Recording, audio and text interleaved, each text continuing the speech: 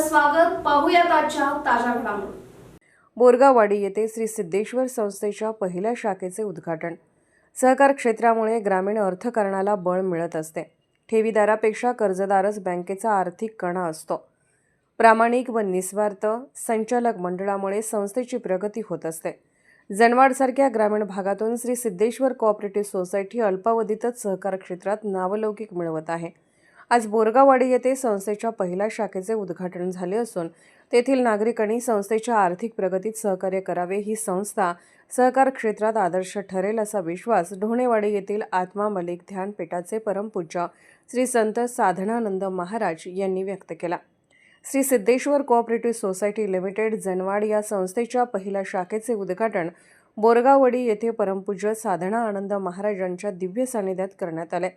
संस्थेचे चेअरमन धोंडीराम पाटील म्हणाले, सर्वांच्या सहकार्याने संस्था अल्पावधीतच प्रगती साधत आहे. जनवाड येथील सर्वसामान्य नागरिक व शेतकऱ्यांना वेळेत पत देऊन त्याचा आर्थिक जीवनमान उंचावण्याचा प्रयत्न केला आहे. सर्वांच्या मागणीनुसार बोरगाववाडी येथेही संस्थेची शाखा प्रारंभ केली आहे. सर्वांचे सहकार्य अपेक्षित असल्याचे सांगितले.